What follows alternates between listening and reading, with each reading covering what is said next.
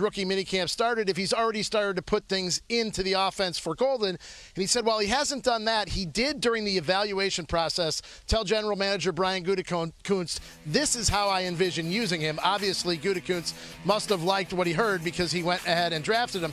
But LaFleur said one other thing. He goes, I know that there's going to be something positive that pops up that we're going to see that we didn't see on tape that we'll be able to use with Golden. And he's going to start that process here at rookie minicamp when they hit the practice field tomorrow. Now, one note, Laura, about a veteran, the ongoing saga between the Packers and Jair Alexander. They're all pro cornerback. Is he going to play here? Is he going to get cut? Is he going to get traded? LaFleur did say that Alexander was not here this week for the voluntary in-person team activities.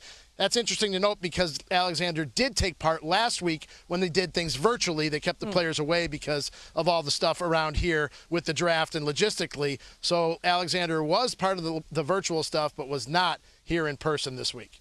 Yeah, really interesting to keep an eye on. Jeremy Fowler has an update on that in just a bit. And I must say, Rob, Lambeau's looking gorgeous today, okay, as you well know.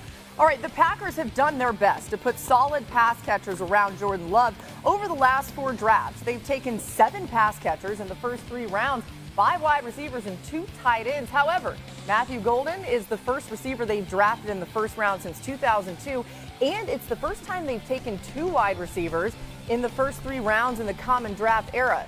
Somebody's going to say, Aaron Rodgers, saying, where was that when I was here? Anyway, Tim, a lot of receivers for Jordan Love. What do you think, though, specifically about the addition of Matthew Golden?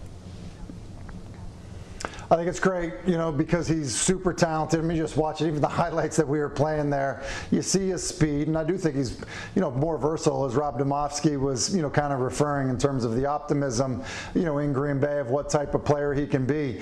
And I would say, I actually think Green Bay has had a pretty good receiving core, especially when you factor in, their tight ends and the way that they've played. And so, to me, it really wasn't this glaring area of need, other than to say some of these young, productive wide receivers that they've had, they've been injured. And so because of that, I think, getting a dynamic player who's young, kind of build, into the room, I think should be really exciting for Packers fans. And so, look, they did that, but they also did other things. They still, addressed the offensive line in the 2nd and 7th round. Like, there are other things that they need to do, but I do believe the continuity in Green Bay and what they're building around Jordan Love, look, I think gives you a lot of optimism for how they're going to fare in the division. Yeah, listen, Tim brings up a lot of good points. That receiving core is going to be one of the best, one of the more young and dynamic receiving cores in the league. I think defensively they've continued to add pieces there, and I think that defense needs to continue to elevate. But ultimately, this falls on Jordan Love. And when you talk about Jordan Love, you're talking about a guy who's immensely talented. Sometimes can be reckless with the football. And I think if Green Bay ultimately wants to go to where they want to go and vie for a championship and win that NFC North, I think Jordan Love has to play more consistently. No one has ever questioned the talent that he has, but he just needs to be more consistent. If he can do that with all the pieces that's surrounding Jordan Love, this Green Bay Packers team is as good as anyone. Yeah, D-Wood, the Packers and Jordan Love got help with drafting Matthew Golden in the first round, breaking serious precedent. Hadn't taken a wide receiver since Javon Walker in 2002. Why did they do that? One team source told me he was, quote, too good to pass up, because I was told Golden in the process figured he would be in that sort of 10 to 22 range, as high as the Cowboys, number 12. He was considered one of the finalists among the teams that they were shaking out. How was that? He had a top 30 visit with the team. Everything went really well. They had chemistry. So in the end, they just felt like it's not a situation where the Packers are trying to avoid wide receivers in the first round. It's just the board has to fall right, has to be the right player. This time it was. Yeah, and lucky for Jordan Love. I think everyone's going to love what Matthew Golden brings to the table. Now, we promised Jeremy an update on Jair Alexander. You heard what Rob Domofsky said. What are you hearing about him right now?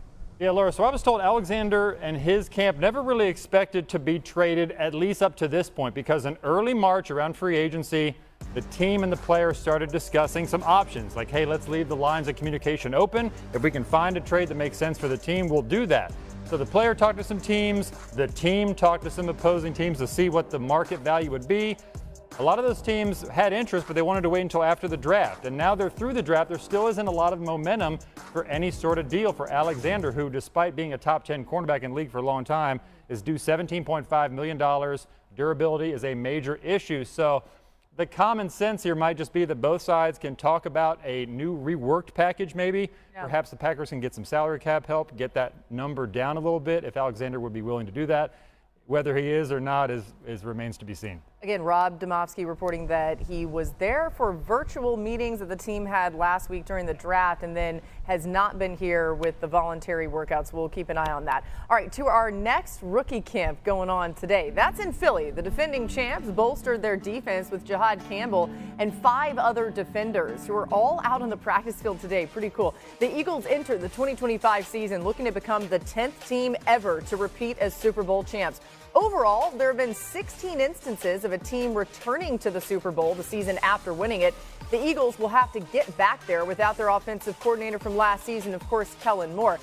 Damian, Howie Roseman keeps rebuilding the Eagles team in the draft. Is that enough, though, for them to repeat? Because they have lost a lot of guys, too, in free agency and otherwise. Yeah, listen, some of those guys have graduated from the program, but the one thing that Howie Roseman has always done, he's a master at restocking. Sometimes with Howie Roseman, he's zigging while everyone is zagging. So he goes out here in the first round, he gets Jahad Campbell, the linebacker out of Alabama, and you're talking about, a guy who's just, ultra athletic, fast, comes downhill, and then all the other picks that they added on the defensive side of the football. So, yes, while they've lost some players on the defensive side, but they continue to restock and retool. And the one thing about this Philadelphia Eagles team, they're strong in all the right places that you need to win football games. They're strong in the trenches. They got elite players on the perimeter, and obviously we know the Super Bowl MVP and Jalen Hurts. So, this organization from the top down is one of the elite franchises, and they're going to be one of the front runners in 2025. With the retooling by taking young, talented players on defense. You mentioned Campbell. They now have at least 7 starters on the defensive side of the ball on rookie contracts. And Campbell was just great value. He is a luxury at that point, number 31 or 32 overall, falling to them essentially. I talked to several teams that saw him as a top 10 overall talent in the entire draft. It was essentially a durability issue. How long can he play based on the various injuries he's had? He's got a shoulder issue that could cost him some time. But the Eagles figure, hey, if he misses time, it's going to be great for us. That is all good. But Howie Roseman is breaking precedent here. The Eagles had not drafted a true linebacker since 1979 in the first round. They had never done it, didn't prioritize the position, typically didn't pay those players a lot. Now Zach Bond got paid, Jahad Campbell in the first round. So they are clearly trusting Vic Fangio after his Super Bowl performance to develop young players at positions he cares about, like linebacker. That was Jahad Campbell, by the way, on the screen, who you just saw wearing number 30. Tim, there's so many ways that it can go wrong for teams, right? We know how hard it is to even get to the Super Bowl. What's the biggest challenge as the Eagles try to repeat? I think surviving losing Kellen Moore. The reality is a couple years ago, the Eagles lost both coordinators, and they fell apart throughout the season. And I think it was hard for Nick Sirianni to kind of manage the coordinator changes. They obviously got it right a year ago. Vic Fangio's back. We're talking about him developing young players. Look, continuity is important. And so, look, no Kellen Moore when you're coaching Jalen Hurts, I think is, it's a challenge. I think Kellen Moore, what he did a great job of was bring the stuff that he was good at doing, but not abandon the stuff that Jalen had been so successful doing. And so you combine those two things together and you've got a Super Bowl winning quarterback. And so now when you make the change at that, as a play caller and just, the understanding between quarterback and play caller, I just think that can be a significant change. You see some teams really struggle with it. And I think for Philadelphia, it ends up being a hurdle if they want to get back to where they were a year ago.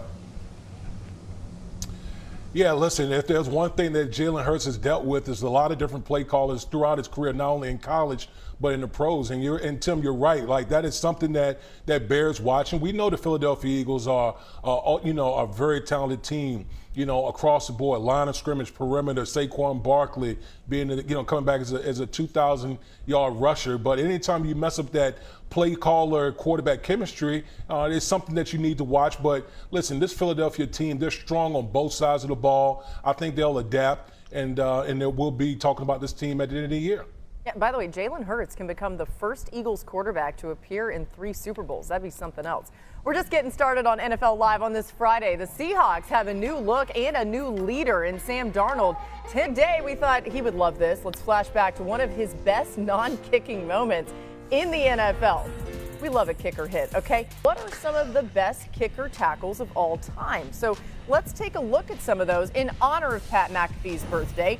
D. Wood, you go for September 9th, 2012.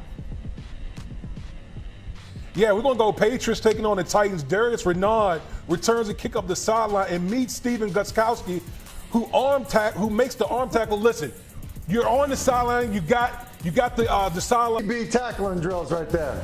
And then Matt Bosch or D. Wood, man, oh man, 2018.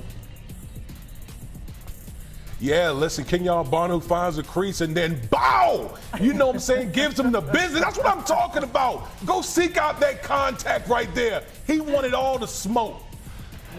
He got it, okay? Norm Johnson. I mean, this looks like Damian Woody and Pop Warner right here.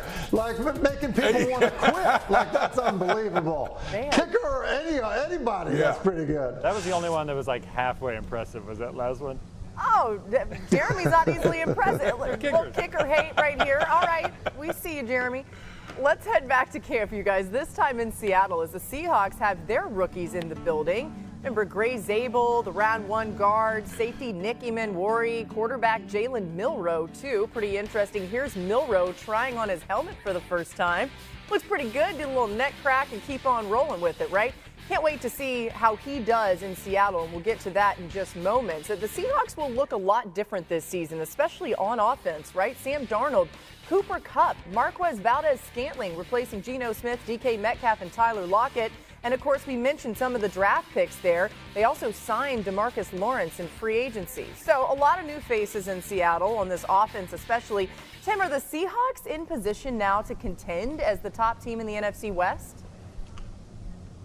I mean, I think they are. And look, they just added a quarterback who's 28 years old who threw 35 touchdowns last year.